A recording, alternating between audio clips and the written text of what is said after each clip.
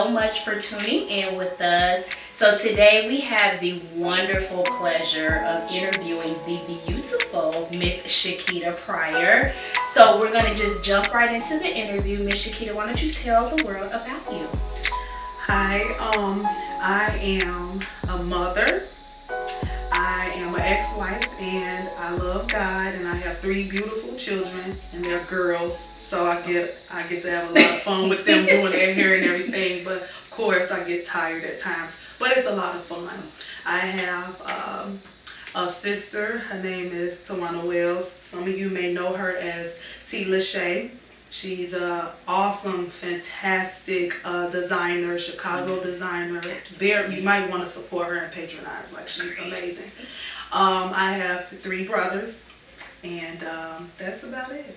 Well, so guys, it's very interesting. When I initially got here, I thought I was just interviewing you to do, or as far as you doing hair.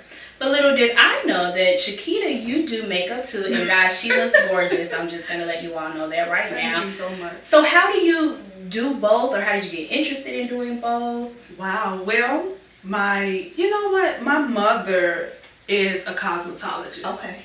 And I grew up watching her. Okay. She did everybody's hair on the block, and believe it or not, I used to watch her. And I would watch so intensely. Mm-hmm. Okay.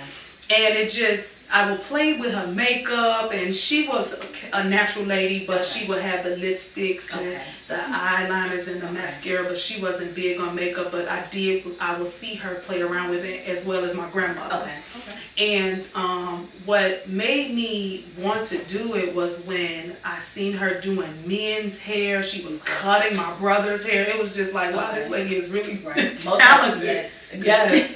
So that's what kind of started me into this, and it became my passion. Okay, so just for clarity, now I know that you have to be licensed in order to do hair. Did you go to school for both, or are you a self-taught anyway, or? It first came natural. Okay. It's just in my blood, again, watching my mother. Okay. And my father is also a barber as well. Okay. So it's just in my blood. In your family? Yes. Okay, it was meant for you. Yes. Okay. And then, so of course I got my education. I graduated from Empire Beauty School. Okay. And it's a multicultural school, so I can do all textures. That's awesome. Yeah, so I didn't want to limit myself. Okay. And I come from a very biracial family. Okay. So I got a chance to do all my Caucasian aunt's hair and makeup and things like that. Okay, so that means that you get both ends of the spectrum. Yes, okay, absolutely. Now explain to us your first time doing a hairstyle. How did you feel? I was so nervous.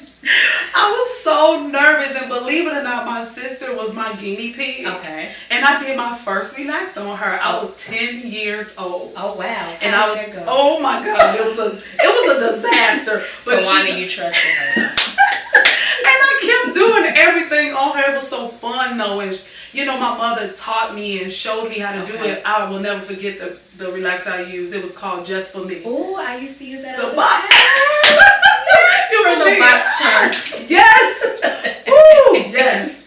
So yeah, that's how it started out. That was my first time. I was so nervous, and I had all the pink. It was still pink shampoo all in her hair. It was, oh my God. And I was like, oh my God. She got it in her eyes and everything. Wow. But she worked with me, and she was patient, and she, that was like oh my God, my sister, my baby. Well, she's my baby. I think that's a good thing though, to have family that you can kind of use to be your guinea pig. Mm-hmm. You're not losing any money if you don't do a good job. That's right. And then you have someone who's always available who you can kind of increase and better your skills. Absolutely. So along with the hair, how about your first time doing makeup? Oh. That's a whole different. Oh Lord. Whole different animal. Yes. Oh my God. So my first person I tried to do it on, and it was actually as I was in school. Okay. Honey, I made this lady look like Ghost Town. She looked like something from, the Thriller video. It was horrible. But with practice, I got better, and I was able to become more strategic and artistic, and with the colors and matching what goes with what complexion and what to look for. You kind of get that artistic, sharp eye. Right. So, but it was a disaster the first time. Well, at least you're honest enough. But now it looks like you are slaying because not only did she slay herself, guys, but we'll have some more footage. And one of the clients that she just did actual slay too. So thank you. You're very welcome. Now, in today's hair world, it's crazy. Okay. Now, what do you consider as far as appropriate business etiquette? The reason I asked that question, you have a lot of people who do hair nowadays, and I feel like they kind of get away or stray away from the connection that they're supposed to have with their clients. And you seem like you're so personable. Like, how do you prefer, like, are you just one call away? Are they only able to schedule you via, style seed, or what's your preference? Give us some business etiquette 101 for hairstylists. Absolutely, no problem. I'm a personal one-on-one contact type of person. I like to get to know them. I schedule consultations before we book an appointment because they often have questions, and especially if they're a first-time client. They want to feel comfortable and know what they're getting themselves into. And I want them to become comfortable with me, so we build a client-beautician type of relationship. And that's how it starts out. I believe that's important and vital. Because you, as a stylist or beautician, cosmetologist, whatever, you want to make sure you provide the best service to them so that they're comfortable and confident. Exactly. Now, what's your favorite style that's going on right now? Like, are you like weave? You like the natural look? Are you braid? Whatever. Like, what's your favorite out right now? I have two favorites. Is that okay? Yeah, absolutely. I love short do's. Okay. Believe it or not, I love short do's, from the pixie cuts, the bobs, and some like what you see right now. I did this myself, and I love long extensions. I love hair. But those are my two. I do love extensions, and I love short pixie cuts. And I will say that I love shortcuts too. But the way that my face and cheeks are set up, like, I just, no ma'am. I would love a Marilyn Monroe cut on myself. I love the Marilyn Monroe cut. Maybe one day, y'all, I'm going to trust Miss Shequita to play in my hair. But I think they're dope. I love the shortcuts, but I don't know. Like, I'm just afraid of that. So, like, along with the hair, what are like the 3 must-have makeup items that you think every girl should have? Oh my God. Yes. Mascara, lipstick, eyeliner. Okay. Mascara, lipstick, and eyeliner. Those 3 you could never go wrong with. Because if all else failed, those 3 items alone will make you look like something. Even if you don't have on a foundation, which will complete everything, you can look at something quick and you'll look like something. You know what I mean? You already beautiful, but it'll just enhance your beauty just a little bit, and you'll see a difference immediately. Okay, so let me think. In my purse, I don't have the mascara, y'all. I got the lip. I got the eyeliner. Oh my God! I need to go to the store. I got lip gloss and lipstick, so I'm gonna get better. Okay, I gotta get those 3 things. Now, where do you see yourself in 5 years? I see myself in a multi-cultural business, franchise. And absolutely, in Jesus' name. Yes. And I see myself not always working behind the chair. I do have an entrepreneur business mentality, and so I will have workers under me. That's where I see myself. Absolutely. So I know currently you're in Glendale Heights. Do you see yourself staying here? Do you want to go to the downtown area, out of state? I definitely want to, as I said, want a franchise business. So if it starts here and it's temporary, yes. But I definitely want to venture out. I definitely want something in the Chicago Loop area or downtown and in other states. Okay, that's awesome, and I definitely see it happening for you. Oh my God, thank you. I'm in agreement with you. Now, also, what is some advice that you can give, younger girls who are aspiring to, do makeup, do hair? I know that it gets very, very challenging. It does. People get discouraged quickly. You may not have that quick social media presence, or you know, your clientele's not where it's at. But you seem like you've been dedicated. This is your passion. Yes. So what advice do you have for those who are saying, okay, I know I'm good, but you know, it's just not happening for me right now? Okay. So absolutely, my advice would be definitely continue to sharpen your craft.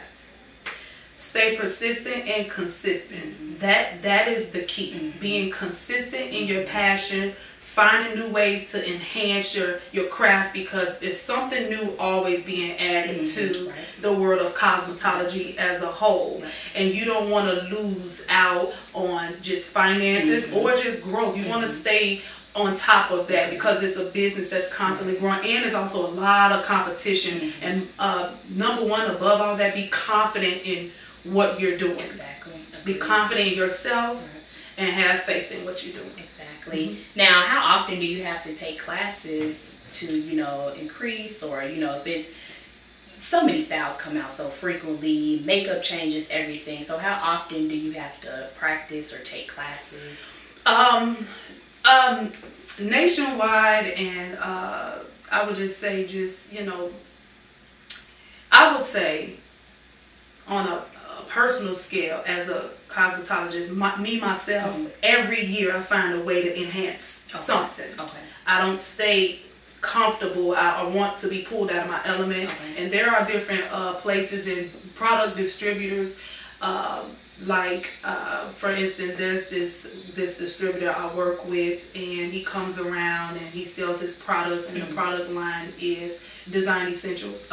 And they offer classes, whether it's for hair cutting, to enhance your hair cutting class, and it can be for just a day, 6 hours. Also, you could go out of town and go to the Proud Lady hair shows. Those are always good to go to. The Brunner Brothers shows that come to Chicago. You wanna stay connected so that you can get that as often as possible, at least once a year. At least. Now, we know the business side of Shequita. Tell us one personal thing that people would never know about you.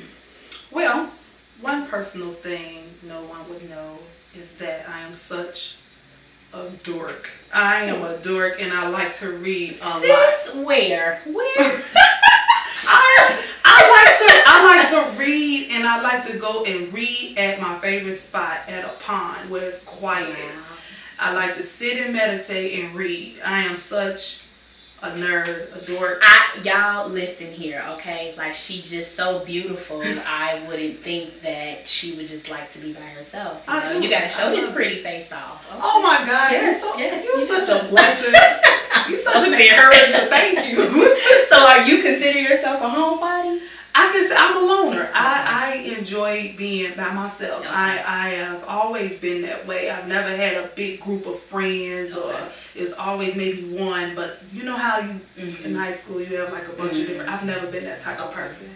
Well, that's a shocker to me. So we definitely appreciate sitting down with us, letting us into your world. So before we leave, definitely let the audience know, how can you be reached? How can they get connected with you to book an appointment for hair, makeup? Okay. Well, the name of my business is Shequita's Hair Heaven. I am located at 2037 Bloomingdale Road in Glendale Heights, inside the Salon Suites, Suite K. And you can contact me. My number is to the public. You can actually even Google me, and it'll come right up with the location attached. And you can reach me on Facebook at Shequita's Hair Heaven. You can also reach me on Instagram at Shequita Pryor. And so that's my information, and feel free to contact me. Thank you. All right. Well, we definitely appreciate you taking the time out with us. All right, guys.